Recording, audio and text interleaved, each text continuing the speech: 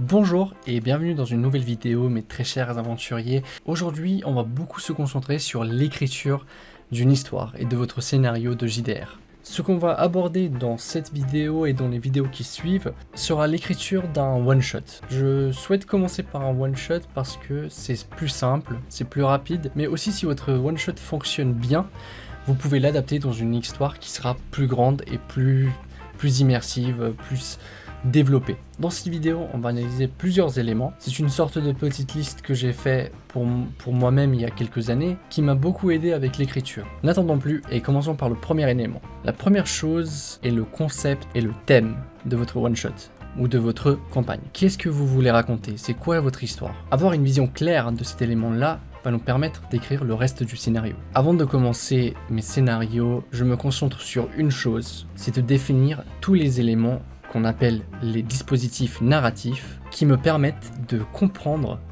mon histoire. Et pour ce faire, je crée un pitch. J'ai déjà fait une vidéo sur comment faire un pitch. Si vous voulez aller la voir et revenir ici, il n'y a pas de problème. Dans la vidéo du pitch, je vous montre comment définir ces éléments et en même temps, je crée un petit univers à côté. Donc le pitch est composé de plusieurs éléments, donc les dispositifs narratifs. Le premier, c'est l'univers ou l'arène. Donc vous avez une description de votre univers, quelle époque, quelle année, etc., etc. Ensuite, on a les protagonistes, sauf que dans les JDR, c'est assez différent puisque vous en avez plusieurs, ce sont vos joueurs. Et il faut passer du temps avec vos joueurs à créer leurs personnages afin d'en faire des protagonistes. Et il faut aussi passer du temps avec vos joueurs à trouver les forces et faiblesses de leurs personnages. Ensuite, chaque personnage a un objectif. Vos joueurs vont avoir un objectif commun, mais chaque personnage a un objectif personnel. Et ces objectifs vont vous permettre d'orienter vos joueurs. Ensuite, on a les enjeux. Que se passe-t-il si nos héros ne réussissent pas? Qu'est-ce qui est en jeu? Ensuite, on a la force antagoniste, c'est-à-dire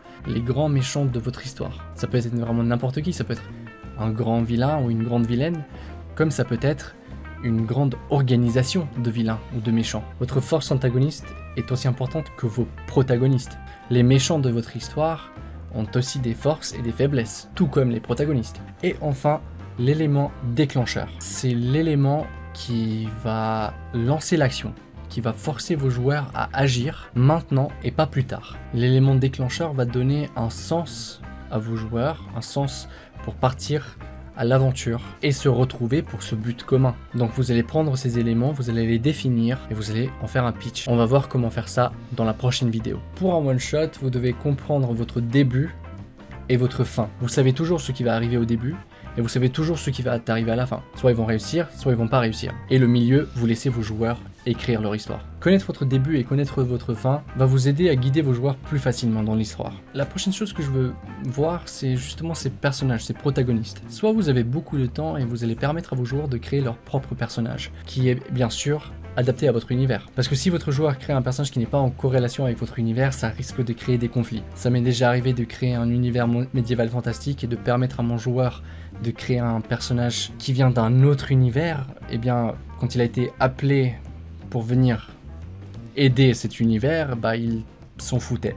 Soit vous créez un personnage qui n'existe pas encore, que votre joueur veut créer, et là il n'y a pas de souci, soit vous créez des personnages pré-tirés. Créer une sélection de personnages variés avec des antécédents intéressants, des compétences différentes et qu'on peut facilement intégrer dans l'univers. En tant que MJ, vous pouvez créer plein de personnages et vos joueurs auront plein de choix. Une fois que vous avez vos personnages, vous avez défini vos éléments, vous savez de quoi vous voulez parler, on peut commencer avec une introduction engageante. Commencer le scénario par une introduction qui va attirer l'attention de vos joueurs, va les plonger directement dans l'action et dans votre univers. Quand je dis introduction engageante, je parle évidemment de cet élément déclencheur qui est super important. Les personnages qui ont été créés ou qui existent déjà connaissent leur vie dans cet univers. Prenons un exemple assez bête mais qui marche. Vos joueurs vont créer des personnages ou vont choisir des personnages qui existent déjà dans votre univers et imaginons que cet univers, avant cet élément déclencheur, est calme. Et bien cet élément déclencheur va faire en sorte que cet univers ne soit plus calme, que maintenant il faut agir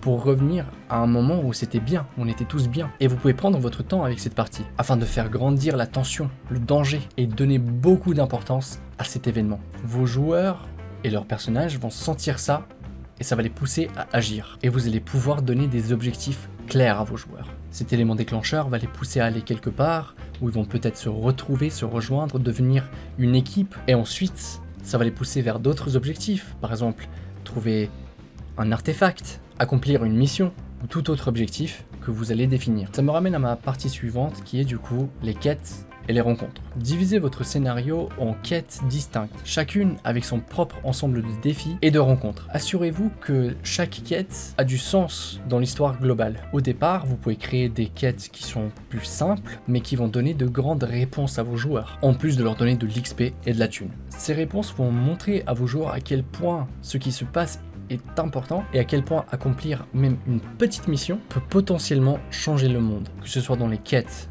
les interactions sociales ou les dilemmes moraux. Les décisions des joueurs vont avoir des conséquences dans votre univers. Avant de commencer votre JDR, vous pouvez prévoir des descriptions vivantes de plusieurs éléments, par exemple les lieux, les PNJ, les monstres, les événements, les scènes. Ça va vous permettre de créer une ambiance immersive pour vos joueurs. Ce que j'aime faire moi personnellement, c'est créer des espèces de petits cadres de description où je sais ce qui va se passer. Par exemple, dans mon introduction, je veux commencer par un certain personnage, eh bien je vais commencer avec une description de son village, de sa ville, et ensuite je vais pouvoir avancer dans l'histoire. Ensuite, quand ils vont rencontrer un monstre, je vais créer la description du monstre pour montrer à mes joueurs à quel point ce monstre il est présent et à quel point il est vivant. On veut surtout se concentrer sur l'histoire, mais je dois évoquer le combat. Pour la plupart des JDR qui existent, le combat est une grande partie de l'expérience. Et il faut juste s'assurer que le combat soit équilibré. On veut pas que le jeu soit trop facile, mais on veut pas qu'il soit trop difficile non plus. Il existe plein de manières de trouver un juste milieu, mais on verra le combat dans une autre vidéo. Enfin, la partie qui pour moi est très importante, c'est la conclusion satisfaisante. Les actions de vos joueurs doivent avoir un impact, un grand impact sur le dénouement de votre histoire. Et donc, il est important de laisser vos joueurs jouer. Vous fournissez les éléments à vos joueurs et vos joueurs vous disent ce qui se passe avec ces éléments. Laissez-les écrire leur propre histoire. Si elle se finit mal, eh bien ce sont les conséquences de leurs actions. Évidemment, vous pouvez toujours faire en sorte que ça se finisse bien. Vous avez le pouvoir de tricher sur les jets, de créer des liens forts entre vos PNJ et vos joueurs, ainsi créant une aide supplémentaire. Peut-être qu'un PNJ va revenir plus tard pour aider vos joueurs. Pensez à ces moments de l'échec potentiel et comment vous pouvez l'arrêter afin de donner une fin satisfaisante à vos joueurs. Évidemment, si l'échec est inévitable, il y a des moyens de le rendre satisfaisant. Je vous donne un exemple. J'ai fait un one-shot il y a quelques années en tant que joueur dans un univers qui se passe dans l'espace. Je jouais un capitaine d'un vaisseau et avec mon équipage, on nous a donné une mission très ambiguë, mais obligatoire. C'était un signal de détresse et il fallait mener une enquête. En arrivant, je dirigeais mon équipage partout et les autres joueurs étaient très RP. Chacun a respecté la hiérarchie d'une équipe. Ce signal de détresse était notre élément déclencheur qui nous a obligés à agir. Beaucoup de choses sont arrivées. On est monté sur le vaisseau qui a envoyé le signal de détresse, on a cherché partout et notre vaisseau à nous s'est fait pirater.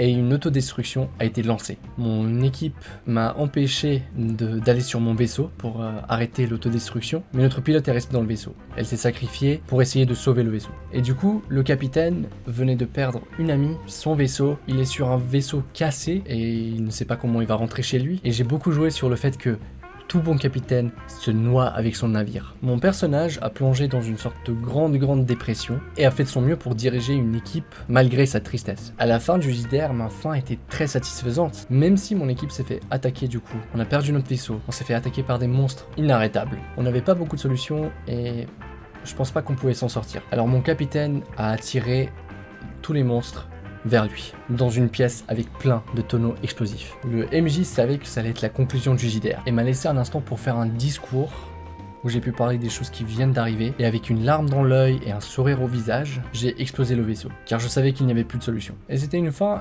extrêmement satisfaisante pour moi car j'ai one-shot tous les monstres autour de moi et je savais que le sacrifice de mon capitaine n'était pas inutile. Enfin, je viens de voir tous mes amis partir. Il me restait plus rien. Et ça, pour moi, c'était une fin forte et satisfaisante. Petit point supplémentaire, pensez à avoir toujours des petites ressources supplémentaires avec vous. Vous pouvez trouver plein d'images sur internet, utiliser l'IA pour créer des descriptions et des images rapidement, la liste des petits monstres, PNJ, gros monstres, que je vous ai conseillé dans une autre vidéo. Ce sont des outils qui vous aideront à vous adapter et à rendre votre univers plus vivant. Et enfin, une fois que vous avez tout ça, il suffit de tester votre scénario. Alors dans cette vidéo, on vient de poser tous les éléments qui sont nécessaires pour moi pour l'écriture d'un scénario. Dans les vidéos qui vont suivre, nous allons appliquer ces éléments et on va écrire une histoire ensemble. N'hésitez pas à partager dans les commentaires vos univers, vos différents dispositifs narratifs, et je vous aiderai à en faire des pitchs. Et ces pitchs vous serviront à comprendre votre histoire et à les écrire plus vite. J'ai très hâte de commencer l'écriture avec vous, alors abonnez-vous et partageons nos univers avec le monde. Je vous dis à très bientôt.